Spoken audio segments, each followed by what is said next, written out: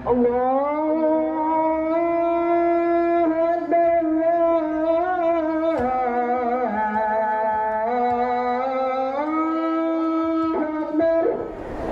इस वक्त कश्मीर के घने जंगलों में मौजूद हूँ और इस बार मेरी तलाश है एक ऐसा एनिमल जिसकी तारीख हज़ारों साल पुरानी है, जो कि एक ज़िंदा फॉसल है जिसके साथ जुड़े हैं बहुत सारे अफसाने, डर, खौफ और अनगिनत सवालात। ये है इंडियन पेंगोलिन, जिसके बारे में बहुत सारी गलत अफवाहें और झूठी कहानियाँ मौजूद हैं। लोगों के नज़दीक इंडियन पेंगोलिन कब्रों में घुस के मुर्दों को खाता है और इसके ऊपर जादू का कोई भी असर नहीं होता, और ये भी माना जाता है कि इस जानवर की कीमत लाखों में करोड़ों में है। क्या इंडियन पेंगोलिन के ऊपर बनाई गई सारी कहानियाँ सच में हैं?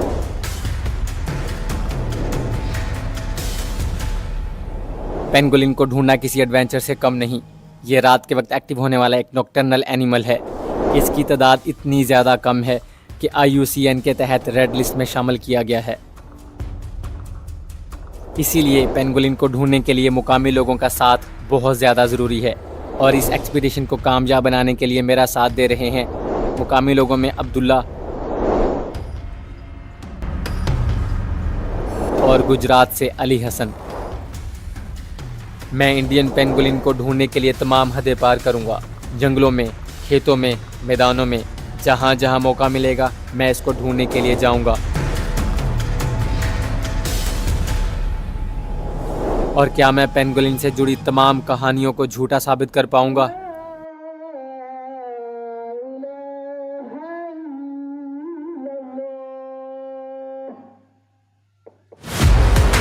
मैं हूं अब्दुर्रहमान। मेरे सर पे सवार है पाकिस्तान की वाइल्ड लाइफ को एक्सप्लोर और प्रमोट करने का जुनून। देखते हैं कि मेरी किस्मत यहाँ पे कैसी है और मुझे इस हैबिटेट में क्या क्या मिलता है। ये रहा मेरी 3 साल की मेहनत का फल। मैं जरा हटके हूँ।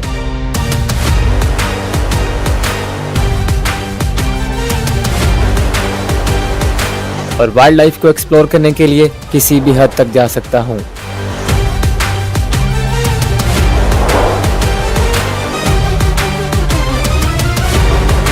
चलिए एक्सप्लोर करते हैं पाकिस्तान की वाइल्ड लाइफ को।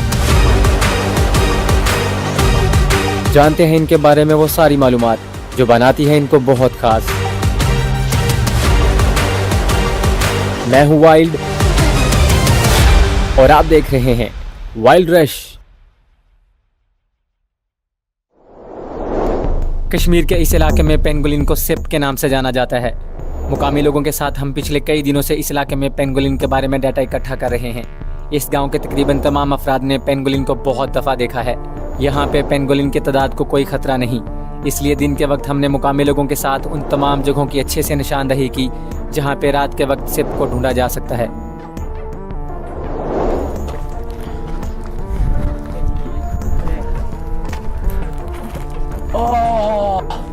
तो आप देखें, इंडियन पेंगोलिन की बनाई हुई ताज़ा बिल है ये। इस बिल के अंदर आपको उसके क्लॉस, उसके पंजों के निशान भी नजर आ रहे होंगे और मट्टी भी बिल्कुल ताज़ा है ये। इन बिलों की लंबाई की बात करें, आमतौर पर ये 6 मीटर तक होती है, मतलब कि 20 फीट तक ये जा सकती हैं। और इंडियन पेंगोलिन जो है सॉलिटरी मैमल होते हैं, ऐसे मैमल जो कि अकेला रहना ज़्यादातर पसंद करते हैं।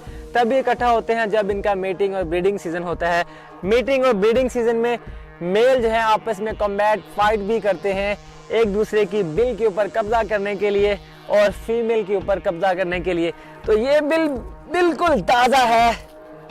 अभी दिन के वक्त उनके नजर आने के चांसेस नहीं होते क्योंकि वो नॉकटर्नल मैमल होते हैं, रात के वक्त एक्टिव होते हैं। तो दिन के वक्त हम सर्वे कर रहे हैं कि कहाँ कहाँ पे उनके ताज़ा बिल मौजूद हैं ताकि रात के वक्त हम बेहतर प्लान के साथ उसको ढूंढ सकें। कई दिनों की मेहनत के बाद अब हमारे पास इतना डाटा इकट्ठा हो चुका था और वो लोकेशन हमने ढूंढ निकाली थी जहाँ पे रात के वक्त हम पेंगोलिन को ढूंढ सकते हैं। हमारा सर्वे अच्छा चल रहा है, काफ़ी सारा डाटा कलेक्ट कर लिया है और उम्मीद है कि हमें आज रात जो है पेंगोलिन मिल जाएगी। हर तरफ पेंगोलिन की बनाई हुई बिलें ही हैं। रात होते ही हमने पेंगोलिन को ढूंढने का काम शुरू कर दिया।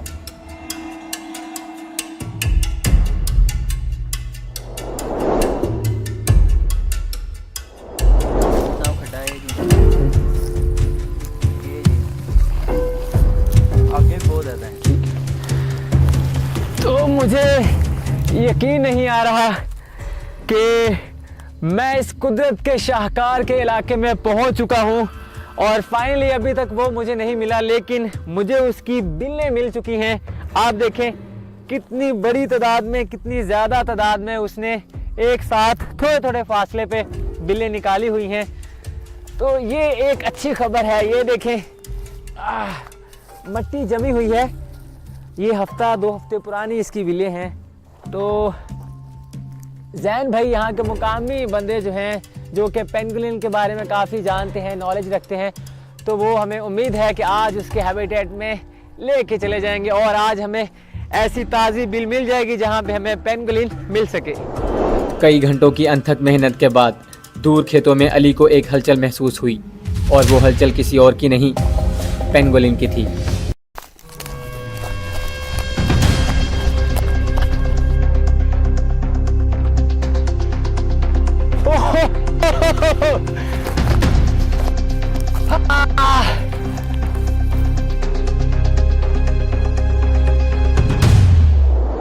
तो ये देखें हमें क्या मिला है, हमारी 3 साल की मेहनत का फल, इंडियन पेंगुलिन।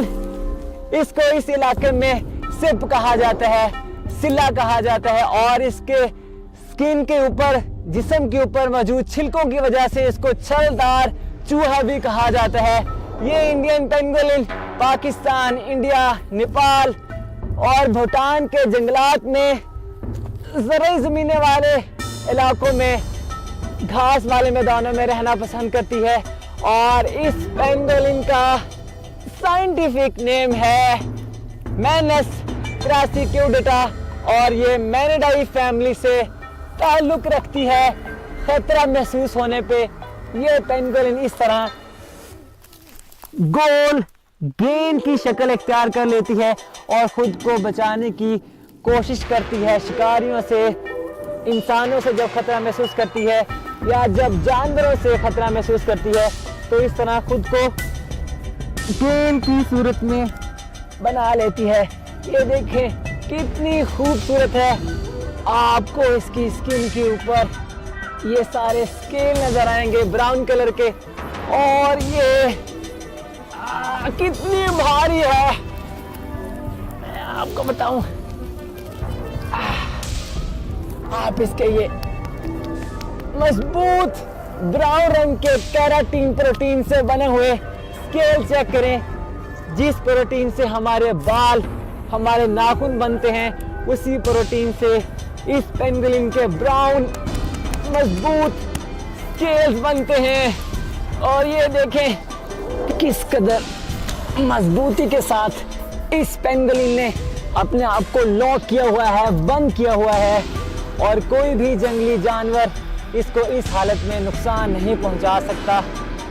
देखिए कितनी खूबसूरत है और बहुत भारी है। ये साइंसदानों के नज़दीक पेंगुलिन सबसे पुराना अब तक का इस ज़माने का जिंदा फॉसिल है, जो कि डायनासोर के ज़माने से चला हुआ आ रहा है, लेकिन इसकी तादाद को बहुत ज़्यादा ख़तरनाक हद तक ख़तरा पहुंच रहा है।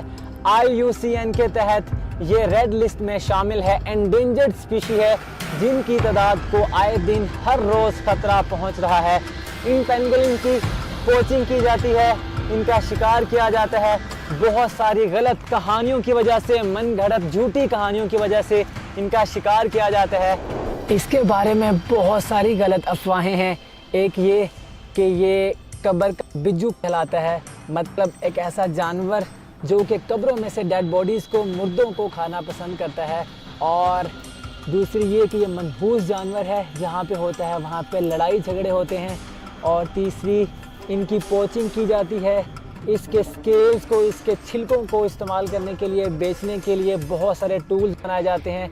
बुलेट प्रूफ जैकेटें भी बनाई जाती रही हैं इसके स्केल से और इसके गोश्त को खाने के लिए भी, महंगे दामों में बेचने के लिए भी इस्तेमाल किया जाता है।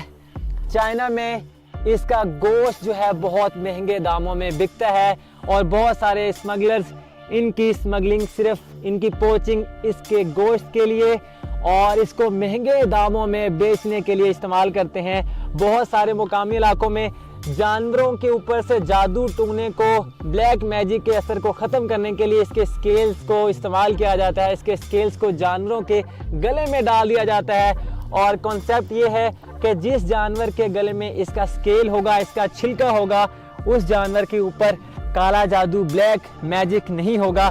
ये जानवर बहुत ही मासूम है। आप देखें किस तरह आइसक्रीम की कोन की तरह इसका नुकीला तेज मुंह है, छोटी छोटी काली आंखें हैं। इसके आगे वाले हाथ जो हैं पिछली टांगों की निस्बत छोटे होते हैं और इसके आगे वाले हाथों के क्लॉस, जो पंजे होते हैं, मजबूत केराटिन के बने होते हैं, जिससे ये ज़मीन के अंदर नरम मिट्टी में बहुत तेज़ी के साथ बिलें बनाता है, खुदाई करता रहता है और ख़तरा महसूस होने पे ये इसी तरह से लोट पोट हो जाता है। इसका वज़न काफ़ी भारी रहता है। अगर मैं इसको उठाना चाहूँ तो ये मुश्किल ही मुझसे उठेगा।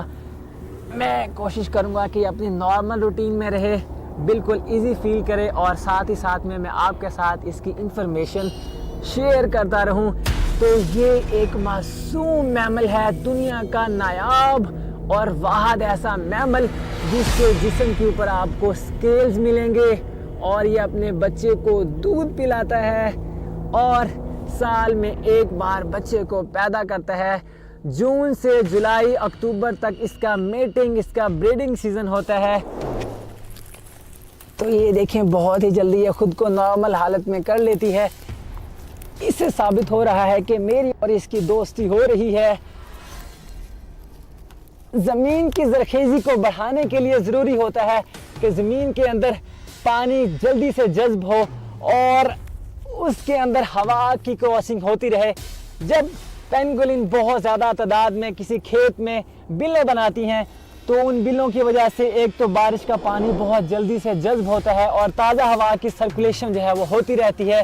तो इस वजह से ज़मीन की ज़रखेज़ी को बढ़ाने में भी पेंगुलिन का बहुत बड़ा हाथ होता है।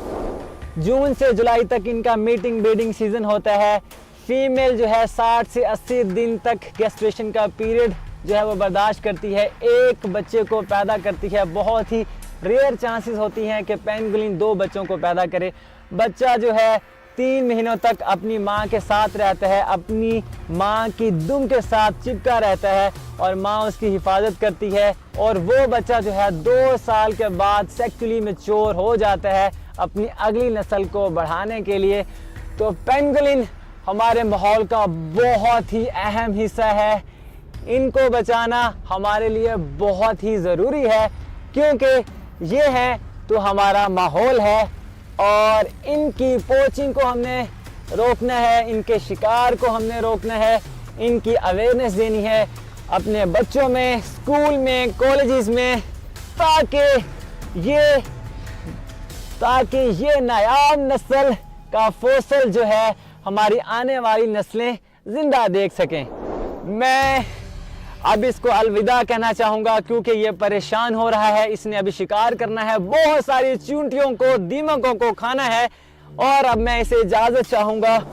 लेकिन इजाज़त से पहले एक खूबसूरत बाय बाय मेरे दोस्त, तुम्हारी बहुत याद आएगी। पप्पी के साथ इसको मैं हग करना भी चाहूँगा। आप देखिए इसका वज़न जाते वक्त चेक कर लूँ, बहुत भारी है ये और ये मेल है। आप मेल और फीमेल को इसके जेनेटेलिया से बहुत आसानी के साथ पहचान सकते हैं। मैं इसको ज़्यादा डिस्टर्ब नहीं करना चाहूँगा। तो मेरी पेंगुलिन की एक्सपीडिशन बहुत कामयाब रही। हमने मुकामी लोगों के साथ इसको ढूंढा, इसकी इंफॉर्मेशन मैंने आपके साथ शेयर की, मैंने अपना हक अदा कर दिया। अब आपकी बारी है इसको बचाना, इसकी इंफॉर्मेशन अपने बच्चों के साथ शेयर करना। और मिलते हैं किसी और जगह पे किसी और एनिमल, रेप्टाइल या बर्ड के साथ। बने रहेगा हमारे साथ और देखते रहेगा वाइल्ड रश।